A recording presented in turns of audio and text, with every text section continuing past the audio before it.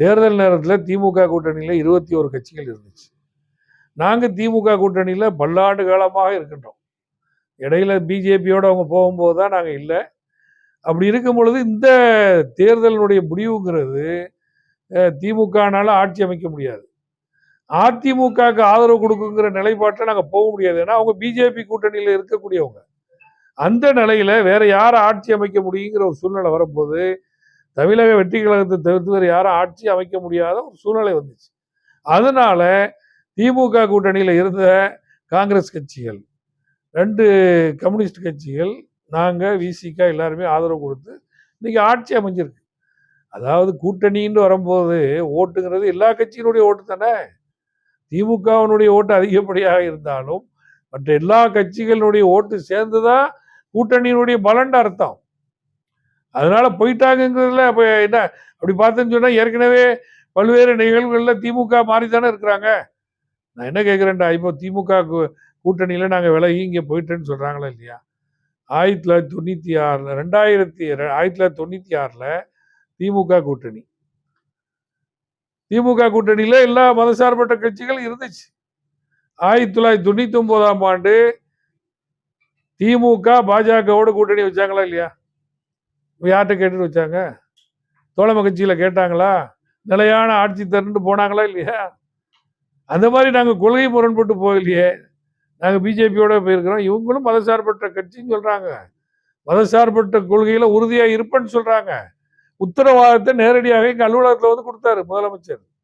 சட்டமன்றத்தில் சொல்றாரு, கொள்கையில முரண்பட்டு போயிருந்தா எங்களை குற்றம் சொல்லலாம், திமுகவை விமர்சிச்சுட்டு போனா எங்களை குற்றம் சொல்லலாம். நாங்க இன்னைக்கு தாவேக ஆட்சிக்கு உடன்பட்டிருக்கிறது ஒரு ஜனநாயக ஆட்சி அமைய வேண்டும். நாங்க ஆதரவு கொடுக்கலன்னா என்ன நடந்திருக்கும் சொல்லுங்களேன்? திமுக ஆட்சி அமைக்கிறதுக்கு வாய்ப்பு இருந்து நாங்க வெளியே போனா தப்பு. நாங்க ஆட்சிக்கு ஆதரவு கொடுக்கலன்னா கவர்னர் ஆட்சி வந்துக்கு நாங்க 5 நாள் வெயிட் பண்ணோம். உடனே முடிவு பண்ணல. 4ஆம் தேதி தீர்ப்பு வந்துச்சு, முடிவுகள் வந்துச்சு. 5 நாள் 9ஆம் தேதி மதியம் வரைக்கும் வெயிட் பண்ண ஏதாவது நடக்குமா அப்படின்ட்டு. திமுக தரப்புல அதிமுகவோட அவங்க ஆட்சிக்கு ஆதரவு கொடுக்கணுங்கிறத நாங்கள் எடுக்க முடியாது. எப்படி எடுக்க முடியும்? பிஜேபியோனுடைய எல்லா சட்டங்களையும் ஆதரித்தவங்க அதிமுக.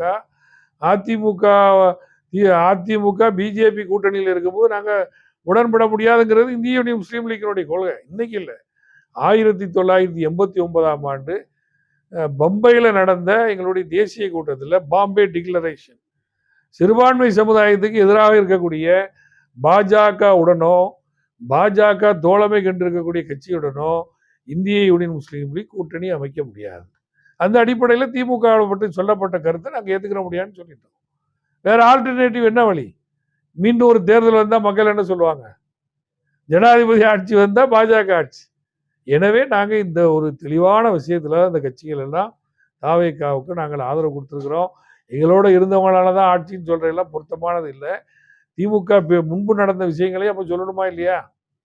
முன்பு நடந்த விஷயங்களையும் அப்போ திமுகவினுடைய கூட்டணியில் இருந்தால் அன்னைக்கு எல்லா கட்சிகளும் வெளியில் வந்தாங்களா இல்லையா?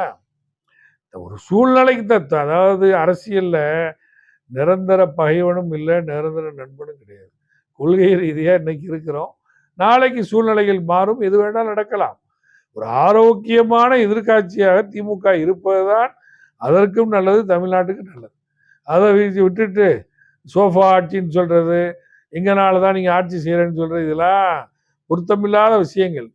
திமுகனுடைய தோல்விக்கு என்ன காரணம்னு ஆய்வு பண்ணாங்களா இல்லையா? அந்த ரிப்போர்ட் வந்தால் எல்லாம் தெரியும்னு நினைக்கிறேன்.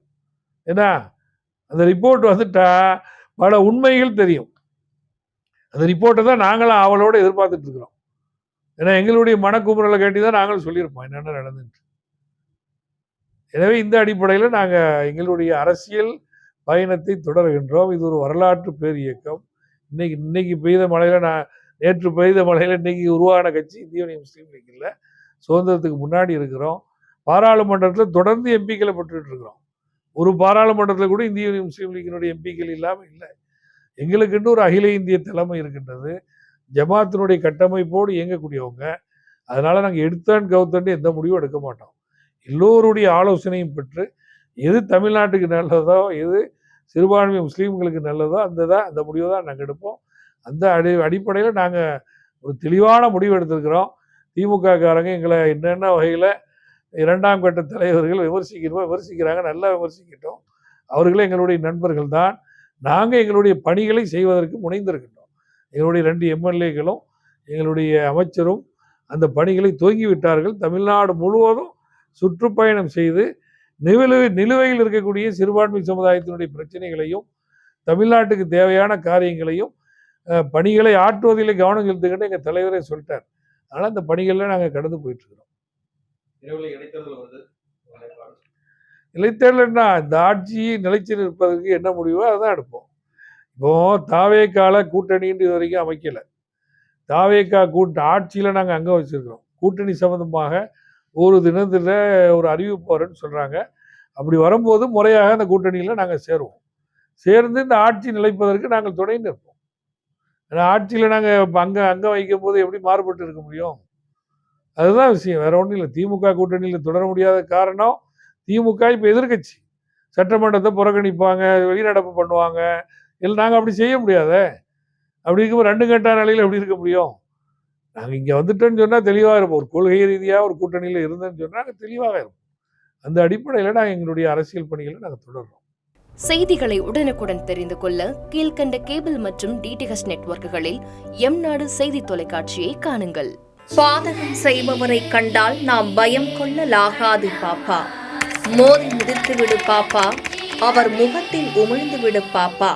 அண்மை செய்திகளை உடனுக்குடன் தெரிந்து கொள்ள இணைந்திருங்கள் எம்நாடு தொலைக்காட்சியுடன்.